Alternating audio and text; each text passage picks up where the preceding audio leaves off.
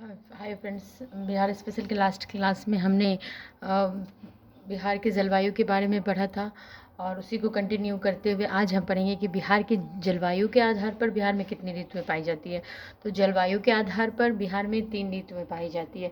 पहला है ग्रीष्म ऋतु, दूसरा वर्षा ऋतु, तीसरा शीत ऋतु। जैसा कि पिछले क्लास में हमने आपको बताया था कि जलवायु कहीं के मौसम की एक निश्चित अवधि के लिए होती है। एक निश्चित अवधि के लिए जो मौसम पाई जाती है किसी विशेष एरिया में, उसी को वहाँ की जलवायु कहते हैं। तो बिहार की बात करें तो यहाँ 3 तरह की ऋतुएं पाई जाती है, 3 तरह का मौसम पाया जाता है ये जलवायु के आधार पर। तो सबसे पहला जो है वो ग्रीष्म ऋतु है, जो कि मध्य मार्च से मध्य जून तक है। दूसरा है वर्षा ऋतु, जो कि मध्य जून से मध्य अक्टूबर तक है। वहीं तीसरा है शीत ऋतु, जो कि मध्य अक्टूबर से मध्य मार्च तक है। अब इस सब को हम डिस्क्राइब करेंगे कि बिहार में किस आधार पर ग्रीष्म ऋतु आती है, कब वर्षा ऋतु और कब शीत ऋतु आती है। तो जो सूर्य का जो उत्तरायण होते हैं, जब सूर्य उत्तरायण का मतलब है कि जब सूर्य मकर रेखा से कर्क रेखा की ओर जाते हैं, नॉर्थ की तरह होते हैं, है ना, तो उसे उत्तरायण कहते हैं। उत्तरायण होने के कारण बिहार में ग्रीष्म ऋतु का आगमन होता है। बट ऑब्वियस सी बात है कि जैसे जैसे सूर्य हमारे नज़दीक होगी तो हमारे यहाँ गर्मी पाई जाएगी। तो जैसा कि हमने आपको बताया कि सूर्य हमेशा कर्क रेखा और मकर रेखा के बीच में ही घूमती है वहाँ, और बिहार कर्क रेखा बिहार के दक्षिण में है। तो जैसे जैसे मकर रेखा से कर्क रेखा की तरफ, मतलब बिहार के नज़दीक सूर्य जाएगा वहाँ पे, तो इससे क्या होगा कि वहाँ गर्मी धीरे धीरे बढ़ेगी। तो वही कह रहे हैं कि सूर्य के उत्तरायण होने के कारण बिहार में ग्रीष्म ऋतु का आगमन होता है। बिहार में ग्रीष्म ऋतु मार्च के मध्य से जून तक सामान्यतः होती है। बिहार में सर्वाधिक जो गर्म जिला है वो गया है। ऐसा कि जैसा आप जानते हैं कि गया बिहार की दक्षिणी जिला है और कर्क रेखा बिहार के दक्षिण से होकर के गुजरती है। तो गया बहुत ही निकटतम जिला है, यही कारण। और वो पहाड़ी इलाका, जिसके कारण जो है, जो वहाँ के पत्थर जो है, वहाँ जो पहाड़ है वो जल्द गर्म हो जाती है, तो वो सबसे गर्म होता है। इसलिए इस जिला को सबसे गर्म जिला मापा गया है। किसको? गया जिला को। ठीक है। दक्षिण बिहार में उत्तर बिहार की तुलना में अधिक तापमान रहता है। ये आप समझ गए होंगे कि कैसे अधिक तापमान रहेगी, क्योंकि सूर्य कर्क रेखा से, और मैं बार बार इस बात को कहती हूँ कि सूर्य हमारे ग्लोब पर कर्क रेखा से और मकर रेखा की और के बीच में ही घूमता है, या इसके बीच में ही। तो इससे क्या होता है कि उत्तर बिहार की तरफ, बिहार में कर्क रेखा नहीं है, बिहार के दक्षिण में है। तो इससे क्या होगा कि उत्तर बिहार में ऑब्वियसली कम गर्मी पड़ेगी दक्षिण के तुलना में, है ना। तो गर्मी के दिनों में गर्म हवा जो है, जिसकी रफ्तार 8 से 16 किलोमीटर प्रति घंटा होती है, उसे बिहार में लू कहा जाता है। बिहार में जून के महीने में बंगाल की खाड़ी में चक्रवातीय तूफान उत्पन्न होती है, जिसके कारण बिहार में वर्षा भी होती है। अब जैसा कि हम यहाँ ग्रीष्म ऋतु की बात करें तो वर्षा ऋतु की बात करेंगे, तो इसकी वजह होती है बंगाल की खाड़ी, और बंगाल की खाड़ी में जो चक्रवातीय तूफान होती है, यही कारण है कि बिहार में वर्षा होती है। इस वर्षा को काल वैसाखी के नाम से जाना जाता है। अब बिहार में मानसून का प्रवेश कब से होता है? तो ये 12 से 20 जून के बीच होता है। वर्षा ऋतु में 85% से अधिक वर्षा दक्षिण पश्चिम मानसून के कारण होता है। ये मैं आपको फिगर के द्वारा आगे दिखाऊंगी। 12 जून को दक्षिण पश्चिम मानसून प्रायद्वीप भारत में प्रवेश करती है। इस मानसून की एक शाखा बंगाल की खाड़ी से होते हुए हिमालय से जा टकराती है तथा वापस बिहार में लौटकर यहाँ वर्षा का कारण बनाती है। अब इस चीज़ को मैं इस फिगर पे आपको दिखाऊंगी। ये देखिए, ये भारत का मैप है, ये बंगाल की खाड़ी और ये अरब सागर। दक्षिण पश्चिम मानसून का मतलब है कि ये वाला भाग यहाँ से जो हवा जो निकलती है, ये प्रवेश यहाँ 12 से 20 जून के बीच में होता है। कहाँ पर? ये प्रायद्वीपीय भारत में जब ये प्रवेश करती है, यहाँ पे जब ये प्रवेश करती है जून में, है ना, तो जून में जब ये 12 से 20 जून के बीच में यहाँ से प्रवेश करती है, प्रवेश करते ही ये फिर जब ये ऊपर की ओर जाती है और ये हिमालय से टकराती है, फिर ये वापस आती है, और ये वापस होते होते वही यहाँ टकरा करके जब यहाँ आती है, तो फिर क्या होता है? यहाँ वर्षा होती है ना। तो बिहार में सर्वाधिक वर्षा कब उत्तर पूर्वी हिस्से में होता है। उत्तर पूर्वी, यहाँ हिमालय है, हिमालय से टकरा करके ये उत्तर पूर्वी भाग हो गया बिहार में। तो यहाँ जो बिहार की जो ये यहाँ मान लीजिए, ये छोटा सा हमने बिहार को भी ऐसे दर्शाया है। अब देखेंगे तो उत्तर पूर्वी भाग में अधिक वर्षा होगी। क्यों? क्योंकि टकराएगी और तुरंत वर्षा यहाँ पर होगी, है ना। तो वर्षा ऋतु में यहाँ का औसतन वर्षा जो है वो 180 सेंटीमीटर तक माप पाया जाता है। और ये जिला कौन सा होगा? तो ये जिला किशनगंज होगा, बिहार का किशनगंज होगा, जहाँ पे सर्वाधिक वर्षा वाला जिला माना गया है किसे?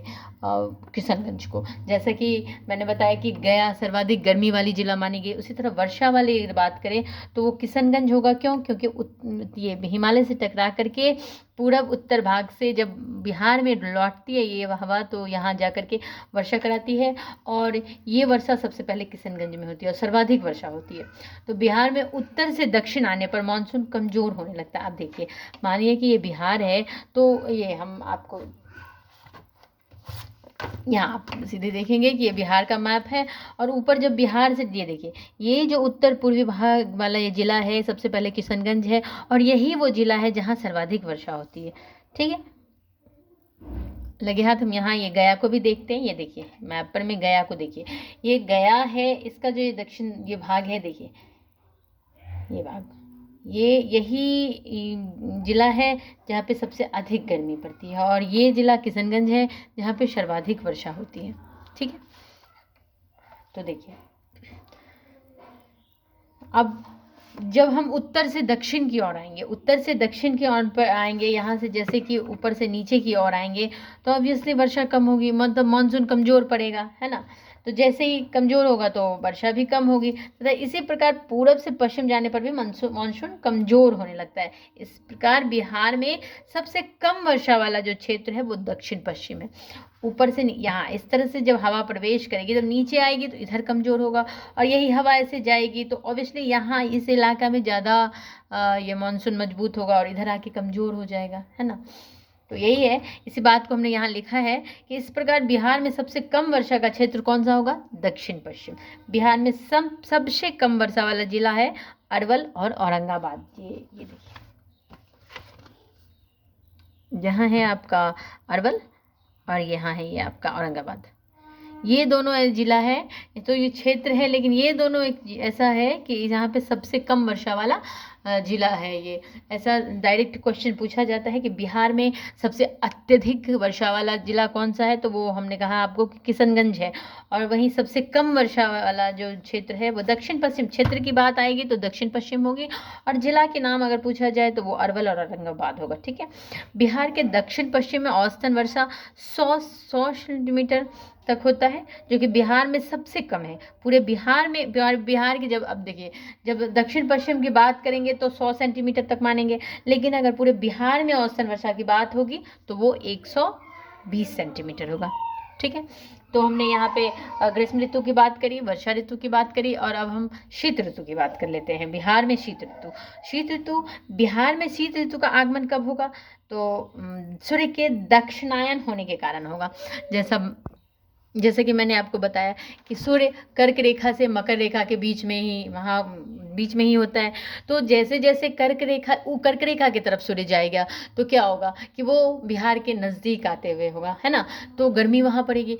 और जैसे वो सूर्य जो है मकर रेखा की तरफ चलेंगे तो क्या होगा, तो वहाँ पे ठंडा होगा। कहाँ? बिहार में, क्योंकि हम अभी बिहार की बात करें। तो जैसे जैसे मकर रेखा के तरफ दक्षिणायन का मतलब क्या है कि साउथ की तरफ, साउथ में क्या है? मकर रेखा है। तो मकर रेखा की तरफ जैसे जैसे सूर्य का आगमन होगा तो बिहार में क्या होगी? शीत ऋतु का आगमन हो जाएगा। तो दक्षिण बिहार कर्क रेखा से नजदीक है ना, दक्षिण बिहार कर्क रेखा से नजदीक है, इसलिए उत्तर बिहार की तुलना में दक्षिण बिहार में सर्दी कम पड़ता है।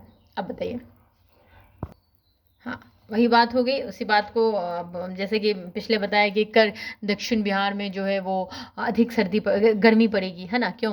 क्योंकि ये कर्क रेखा के नज़दीक में है और कर्क रेखा के पास सूर्य का आगमन होता है ना। तो दक्षिण जो बिहार है वहाँ पे अत्यधिक गर्मी पड़ेगी। उसी बात को यदि यहाँ कहे कि दक्षिण बिहार कर्क रेखा से नज़दीक है, इसलिए उत्तर बिहार की तुलना में दक्षिण बिहार में सर्दी कम पड़ेगी। तो ज़्यादा क्या पड़ेगा? गर्मी ज़्यादा पड़ेगा, है ना।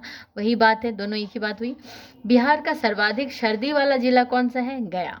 अब मैंने पीछे आपको बताया मैंने आपको क्या बताया कि गया ज़िला जो है वो सर्वाधिक गर्म ज़िला है। क्यों? क्योंकि ये पहाड़ वाला है और वहाँ पे जो चूँकि वहाँ का भाग जो है सो ऊँचे पर में है, जिससे क्या होगा कि सूर्य की सीधी किरणें पड़ेगी और जैसे ही सूर्य की किरणें पड़ेगी तो वो गर्म होगा और वहाँ का जो वातावरण होगा वो गर्म हो जाएगा। ठीक उसी प्रकार अगर वो गर्म जल्दी हो सकता है तो ठंडा भी तो हो सकता है। शीत ऋतु में क्या होगा कि वो इलाका ठंडा होगा, वहाँ सर्दी, वहाँ की जो तापमान है वो कम हो जाएगी और वो जल्दी अन्य जिलों की अपेक्षा अत्यधिक जल्दी वो ठंडा हो जाएगा। और यही कारण है कि सबसे अधिक सर्दी वाला जिला भी गया ही है। इसे मैंने यहाँ डिस्क्राइब किया है कि धारवाड़ क्रम की चट्टानों के कारण यहाँ के तापमान में कमी आ जाती है।